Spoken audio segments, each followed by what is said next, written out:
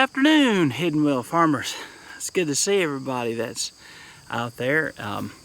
Show you some of the things around the farm in this video. I can't find our ducks. We have some Muscovy ducks that we raised and we set them free in the pond, and I've been looking for them but haven't been able to find them. So they've either flew the coop, been eaten, found a new home. I don't know. I kind of have a feeling they've probably moved to a bigger, better pond or something. But one way or the other, we had fun raising them, and maybe they're still down there. I just didn't see them. They could have been hided up, you know what I'm saying? But regardless of that, it's kind of been a rough few weeks for Susan and I and HyddenWell Farm. You know, I've kind of debated about doing a memorial video for my father-in-law, James D. Elmer. He passed away about a week and a half ago, and my wife has had to make several trips back and forth from Little Rock to here in Kentucky, and so it's been a challenging 2 weeks. I haven't put out a lot of material. I've just been busy with other things.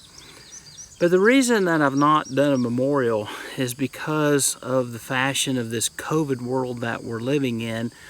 We're not able to have a funeral for him right now, and we're going to have a memorial service for him later. And so I thought that maybe instead of just throwing something together as a memorial, it would give me an opportunity to spend some time and do a proper memorial video for my deceased father-in-law, and because I really love the man, and he was a great person, a great man. And if you want to Google James D. Elmer, Colonel James D. Elmer, you can find him. He's got his own pages and stuff. He's just a very well-known man. But I thought that, you know, in reflection of all the things that have been going on, I thought I might tell you a story from veterinary school where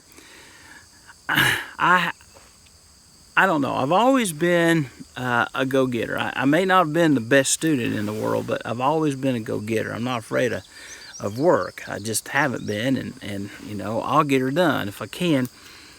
When I was in veterinary school and I was on surgical rotation in the small animal clinic, I was very aggressive with cases. If cases came in, I would be the very first to volunteer for them. And so what ended up happening is that of the group that I was in, I think there was 5 of us in that group, I had 7 surgical cases in the hospital. Everybody else had 1 or none, but I had a lot. So I spent a lot of time, you know, writing notes and things of that nature. But one day I was in there, I think I had 6 cases, and the 7th one come in, and the professor, I'll never forget, he walked in, he says, he was kind of divvying up the days, you know, non-hospital, but they were going to be surgical cases, but they weren't going to be staying in the hospital. But he looked right at me and says, "Keaton, I have a case for you." And at that particular moment in my life, I was 200 pounds, and I was still working out and bodybuilding all the time. So I had a pretty strong physique. There was a Fila Brasilienzo, and I am not saying that right, but you can go look it up. It's a Brazilian Mastiff. And he was 185 pounds minimum. He could have been more than that on a good day, but he was at least 185 pounds. And he had blown out both of his rear cranial cruciate ligaments. Now, the cranial cruciate ligament in the knee is what keeps the knee from doing this. Okay, it holds it in place so you can run, all kind of stuff. When you rip it, the dog's knee does this, and that's not good. That's bad. And so he couldn't walk. So now you have a Brazilian Mastiff who's over 185 pounds that can't walk. And as we are walking toward the room where the client is, he said, there's one more thing about this dog you need to know. It's extremely aggressive.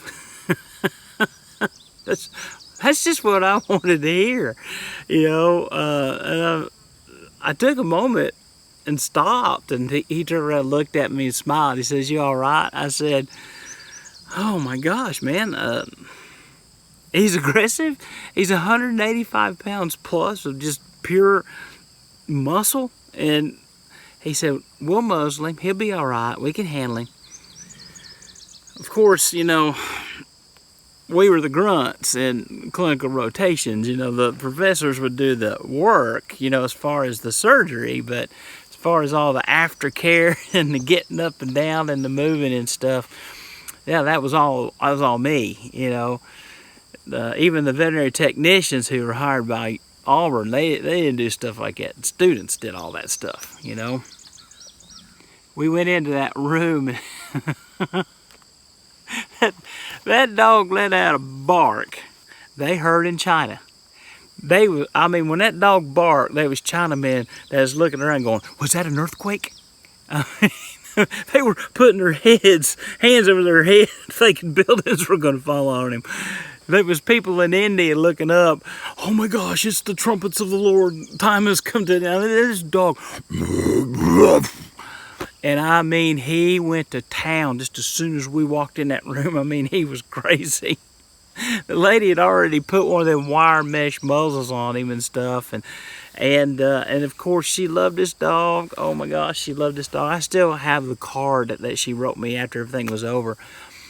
But she loved this dog, and we had to admit him to the hospital.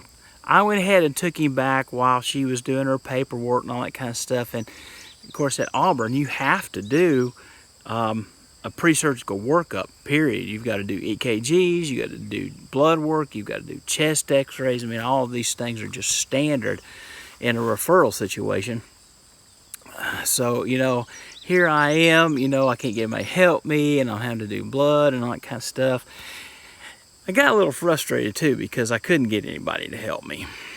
So I got it done. I don't know how I got it done, but I got it done. Put the dog in a cage, and man, he was just, I could get in there with him. He would not let me anywhere.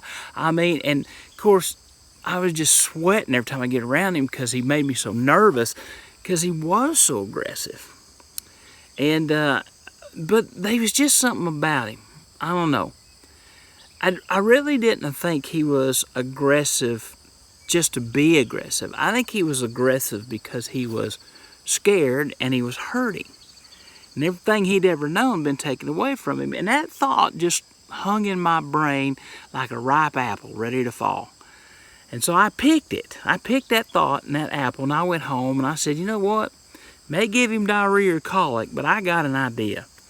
And I went down and found the cheapest package of hot dogs I could find. And the next day, I went to the clinic, and he's attacking. Rah, rah, rah, rah, rah, rah. Well, I'm not nervous this time. I've got weapons. In the name of Oscar Mayer.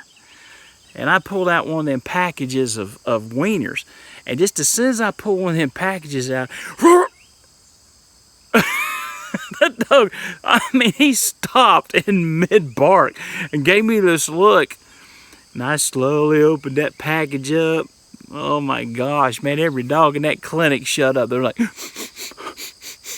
I pulled one of them wieners out, and I headed it through the cage, and he reached out and sniffed it, and ate it.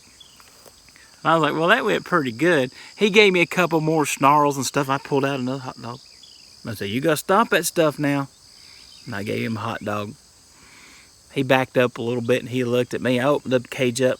He stood up, you know, with his front legs. I pulled out a hot dog. Yeah, I want that. I gave him another hot dog. I'm not kidding you, within about 15 minutes, the whole demeanor about me and that dog completely changed. And I did not come to that clinic, in the small animal clinic, I did not come any day in the period of the 2.5 to 3 weeks that I did not have an entire package of hot dogs with me. I fed that dog a lot of hot dogs. Now, was I supposed to? Probably not. But it worked. I was the only person in that entire clinic. That dog would let me literally pick his legs up and examine them. I could lay him down and trim his nails. I could comb on him. I became his best friend. I'd walk in and he'd stick his nose in my pockets and stuff like that. And I'd pull wieners out. And I fed him. I had a classmate. And I'm not going to mention any names because I can't even remember what his name was, to be honest with you.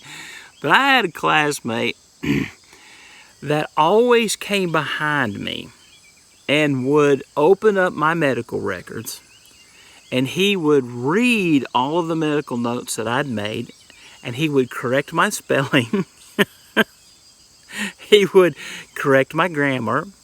He would add notes about how he would have worded it differently, how that maybe this wasn't, he wasn't my professor, he was my classmate. And then he would make his own notes after he would take my patients out and examine them himself. He would bring them in and then make his own notes in the medical records. There is nothing that you can do about that, because in an open teaching situation like that, it might be really rude, and it might be nerve-wracking, and it might be one of those situations where you just want to catch him in a back alley and beat the snot out of him. But truthfully, there's nothing illegal, wrong, or against the rules about doing that, because they encourage us to read everybody's medical notes. They didn't say to go overboard and act like a jerk, but they most certainly encouraged us to read and to share cases. But he did this all the time. He got the bright idea. If you believe in karma, he got the bright idea after seeing me interact with that dog that he could go in that cage and take that dog on a walk, examine his stuff, and make notes and stuff. And so he went through my notes and everything like that. I caught it the next morning. I was like, man, he really did all this stuff with this particular dog? Well, when I went back there was a lab coat, in the cage with him. And he was sleeping on it. And I walked in and gave him some hot dogs. I picked it up and shook it off.